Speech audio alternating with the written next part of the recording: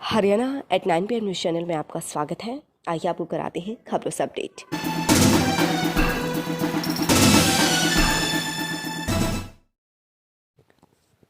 Haryana vigilance ने की 3 केसों में कार्यवाही। जानिए कौन से हैं ये मामले। हरियाणा राज्य चौकसी ब्यूरो ने जांच के आधार पर 3 मामलों में विभागीय कार्यवाही करने व अभियोग दर्ज करने के आदेश दिए हैं।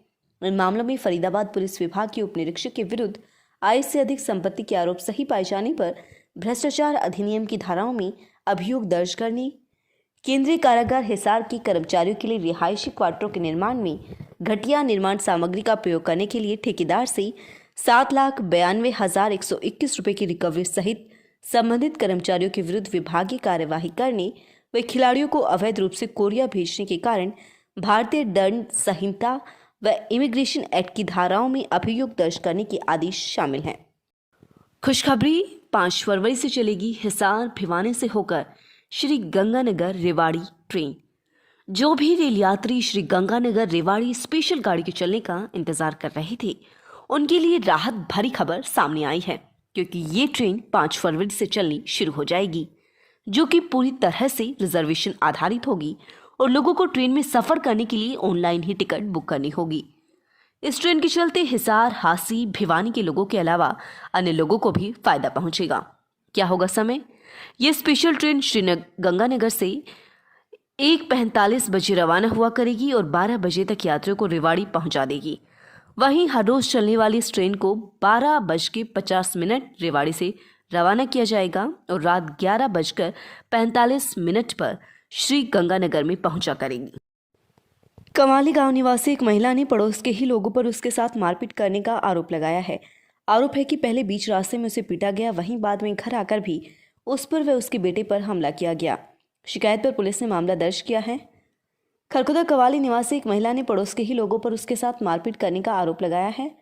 आरोप है कि पहले बीच रास्ते में उसे पीटा गया, वहीं बाद में घर आकर भी उस पर व उसके बेटे पर हमला किया गया। शिकायत पर पुलिस ने मामला दर्ज किया है। माँ बेटे को पीटा, मामला दर्ज। कवाली निवासी रीना का कहना है कि वह पशुबाड़े में पशुओं को बांधकर वापस घर आ रही थी। इसी बीच गांव के ही एक युवक ने उसका रास्ता रोक लिया और उसके परिवार के अन्य लोग भी आ गए, जिन्होंने उसके साथ मारपीट की। मौके पर मौजूद लोगों ने उन्हें छुड़वाया, लेकिन जब वह अपने घर पहुंची तो पीछे से फिर से उक्त लोग अपने अन्य परिवार के सदस्यों को लेकर आ गए और उसकी दोबारा से पिटाई शुरू कर दी। बचाव में उसका छोटा बेटा आया तो उसकी भी पिटाई की गई। पड़ोसियों के मौके पर आने के चलते आरोपित उसे जान से मारने की धमकी देकर चले गए। महिला की शिकायत पर पुलिस ने 3 महिलाओं सहित कुल 8 लोगों पर विभिन्न धाराओं के तहत मामला दर्ज कर जांच शुरू कर दी है। निवासी महिला का कहना है कि वह पशुबाड़े में पशुओं को बांधकर वापस घर ही आ रही थी। इसी बीच गांव के ही एक युवक ने उसका रास्ता रोक लिया और उसके परिवार के अन्य लोग भी वहां आ गए, जिन्होंने उसके साथ मारपीट की। मौके पर मौजूद लोगों ने उन्हें छुड़वाया, लेकिन जब वह अपने घर पहुंची तो पीछे से फिर से उन लोगों ने अपने अन्य परिवार के सदस्यों के साथ मिलकर उसकी दोबारा से पिटाई शुरू कर दी। बचाव में उसका छोटा बेटा आया तो उसकी भी पिटाई की गई। पड़ोसियों के मौके पर आने के चलते आरोपी उसे जान से मारने की धमकी देकर चले गई। महिला की शिकायत पर पुलिस ने 3 महिलाओं सहित कुल 8 लोगों पर विभिन्न धाराओं के तहत मामला दर्ज कर जांच शुरू कर दी है। किसानों के साथ कांग्रेस हमेशा से ही खड़ी रही है और अब जब किसान को हमारी सबसे ज़्यादा ज़रूरत है तो और ज़ोरदार तरीके से हम किसान का साथ देंगे। यह कहना है विधायक जयवीर सिंह का। उन्होंने कहा कि शनिवार को किसानों के आह्वान पर चक्का जाम किया जाना है। देश भर में होने वाले इस चक्का जाम में कांग्रेस पार्टी किसान के साथ खड़ी है। उन्होंने कहा कि ब्लॉक कांग्रेस के कार्यकर्ताओं से वे अपील करते हैं कि ज़्यादा से ज़्यादा संख्या में एकत्रित होकर किसानों के साथ खड़े हों। उन्होंने कहा कि ब्लॉक स्तर पर कांग्रेस की तरफ किसानों के समर्थन में वे किसानों के कंधे से कंधा मिलाकर खड़े रहेंगे। किसान अपनी हक की मांग कर रहे हैं और कांग्रेस पार्टी हर संभव मदद के लिए तैयार है।